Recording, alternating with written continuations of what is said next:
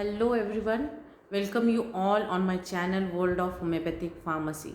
My name is Dr. Bhakti Kisti and my today's video is for the newcomer students, the new admissions of first year for their proper guidance regarding the textbook of homeopathic pharmacy. There are so many questions are gathering in the mind of the students that which book is good, how to read these books, how to prepare for their examinations regarding their paper pattern and everything. So this video is for the newcomer students, for the new batch of the first year.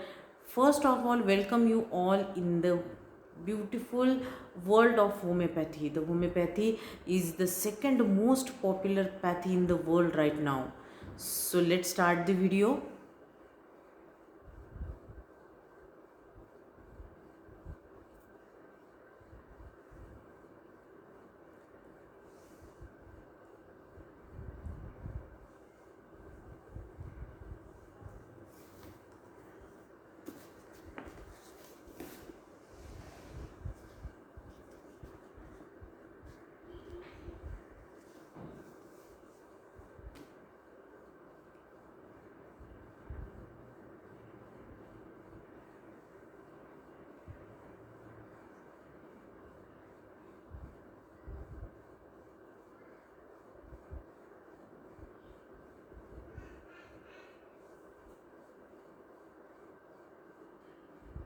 So our first book is the textbook of homeopathic pharmacy written by Mendel and Mendel.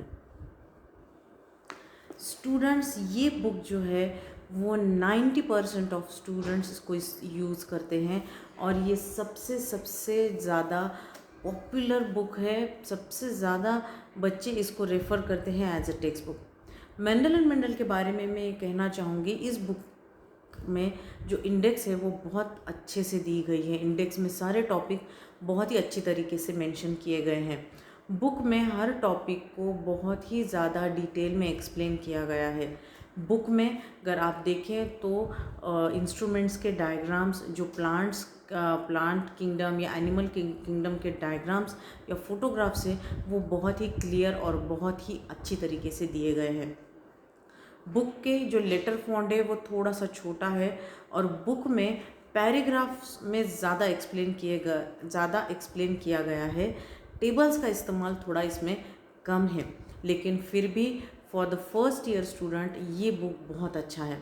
Book में total जो है वो 29 chapters हैं, लेकिन आप लोग डरिएगा नहीं, आप लोगों को for the UG students hardly 24 to 25 ही चैप्टर्स हैं। बाकी सारे जो टॉपिक्स हैं वो पीजी स्टूडेंट्स के लिए हैं। But this book was the most popular book as a text book for the homoeopathic pharmacy subject. Now shift to the next book.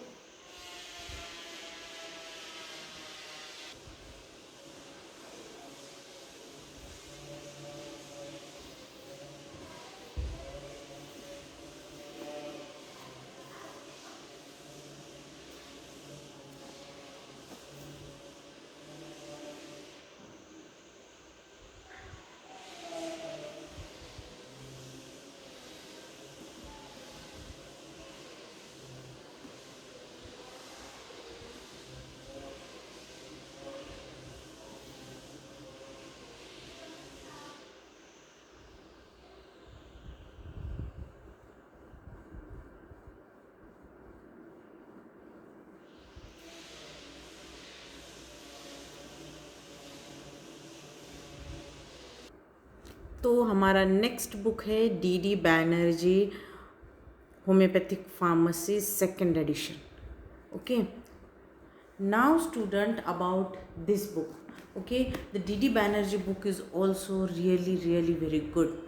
इस बुक की खासियत ये है कि बुक का जो लेटर फॉन्ट है वो मेंडल एंड मेंडल से कंपेरेटिवली थोड़ा बड़ा है।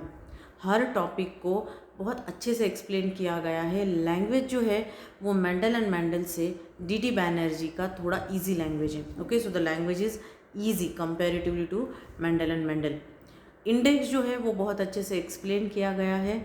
हर टॉपिक के स्टार्टिंग में जो है उस टॉपिक्स में आप क्या क्या पढ़ रहे हो ये सब टॉपिक में दिया गया है, which is really very good. Okay, आप अगर प्रिस्क्रिप्शन राइटिंग पढ़ रहे हो तो प्रिस्क्रिप्शन राइटिंग के नीचे सारे सब हेडिंग कि आप उस टॉपिक में क्या पढ़ने वाले हो ये उस टॉपिक के स्टार्टिंग में ही दिया गया है। ओके, बुक में जो डायग्राम्स दिए गए हैं वो बहुत अच्छे हैं, लैंग्वेज बहुत अच्छा है, टॉपिक जो है वो उतने ज़्यादा डिस्क्रिप्टिव नहीं है जितना मेंडल एंड मेंडल में है, लेकिन अगर आपको मेंडल एंड मेंडल का लैंग्वेज डिफ़िकल्ट लगता है तो आप डीडी बैनर्जी को एज अ टेक्स्ट बुक बिल्कुल यूज़ कर सकते हैं। ये भी बहुत अच्छा बुक है, एज अ टेक्स्ट बुक आप इसको बिल्कुल इस्तेमाल कर सकते हो। सबसे बड़ा पॉइंट ये है कि डीडी बैनर्जी बुक में जो पैराग्राफ में एक्सप्लेन किया गया है मंडल एंड मंडल में, वही चीज़ यहाँ पर जो है टेबल में दी गई है। तो ऑब्वियसली जब आप कोई पैराग्राफ कोई टॉपिक पढ़ते हो जो कि पैराग्राफ में है तो वो थोड़ा सा बोरिंग लगता है, और वही अगर वो टेबल फॉर्म में आपके सामने एक्सप्लेन किया गया होगा तो वो आप बहुत ज़्यादा अच्छे से उसको समझ सकते हो। Okay, so for your proper understanding, for the easy understanding, the DD Banerjee book was really very good. All the tables are given in the book was very nice. Okay, इसका फॉन्ट भी थोड़ा बड़ा है, तो जो students Mandal and मंडल का language जो है या उसका जो फॉन्ट है वो उससे उतना खुश नहीं है, वो definitely DD Banerjee as a text book use कर सकते हैं। यूजी स्टूडेंट से रिलेटेड इसमें सारे टॉपिक बहुत अच्छे से एक्सप्लेन किए गए हैं। Now shift to the next textbook.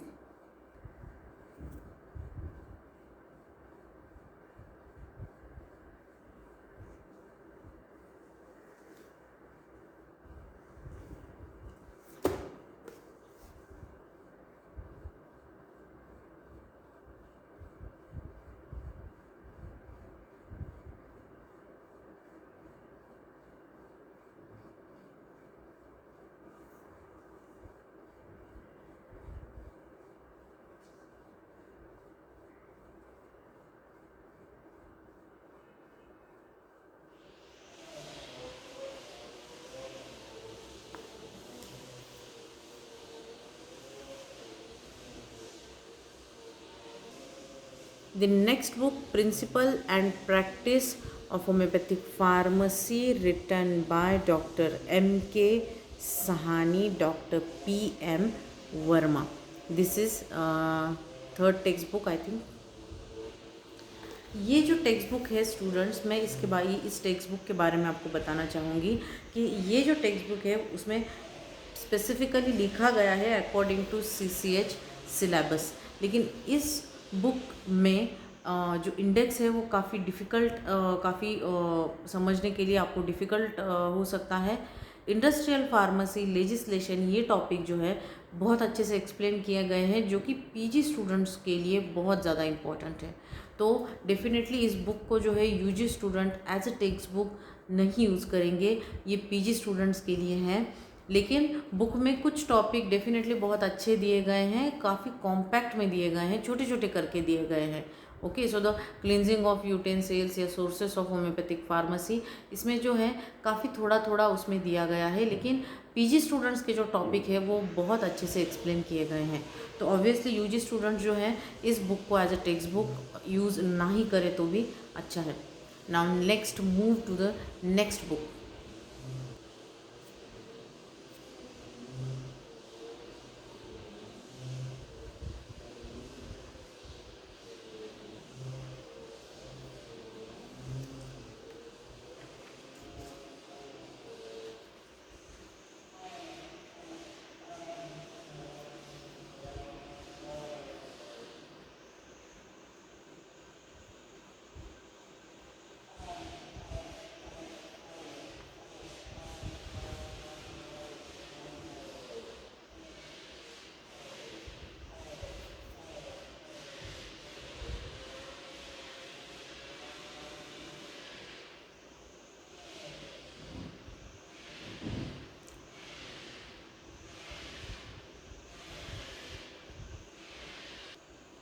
So the next textbook written by Dr. M.J. Vartikar.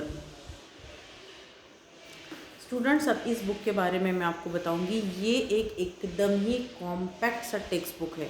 आप इसको just as a guideline book use कर सकते हैं। हर टॉपिक में उस टॉपिक से रिलेटेड जितना इम्पॉर्टेंट है उतना ही इसमें एक्सप्लेन किया गया है। तो अगर आपको क्वेश्चन के आंसर किस तरह से लिखने हैं, ये अगर आप लोग इसके लिए अगर आपको गाइडलाइन चाहिए होगा तो M J. Vartikar was the best book कि हर क्वेश्चन से रिलेटेड आंसर आपको किस तरह से लिखना है, ये इस बुक में बहुत अच्छे से दिया गया है।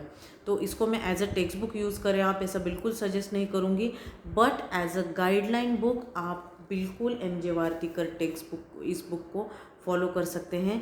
ये आप लोगों को बहुत अच्छे से गाइड करेगा।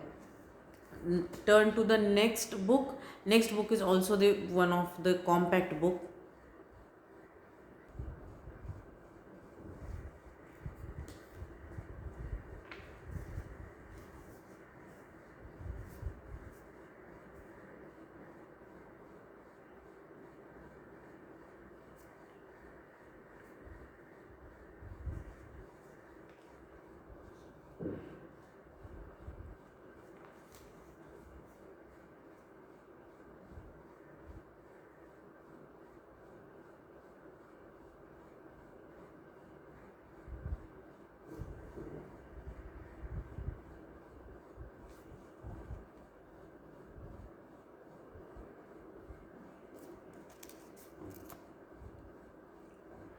Dr. B. Shahaz.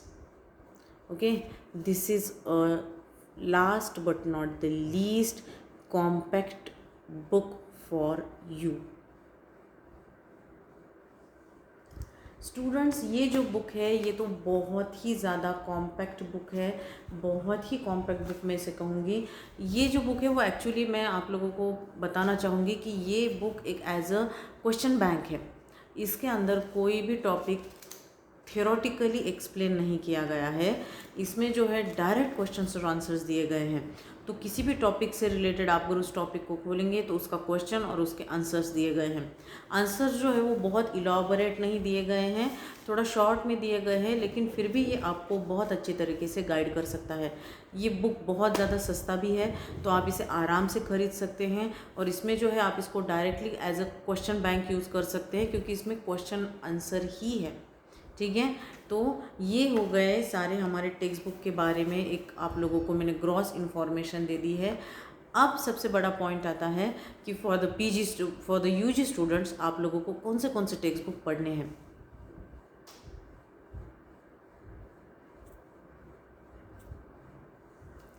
तो यहाँ पर मैं बताना चाहूँगी फॉर यूजी स्टूडेंट्स आप लोग मंडल एंड मेंडल यूज़ कर सकते हो, डी बैनर्जी यूज़ कर सकते हो, एम.जे. वार्तिकर यूज़ कर सकते हो, या फिर आप लोग मंडल एंड मेंडल के साथ डी बैनर्जी यूज़ कर सकते हो, और उसके साथ आप डॉक्टर साहा का जो छोटा क्वेश्चन बैंक है वो भी आप यूज़ कर सकते हो।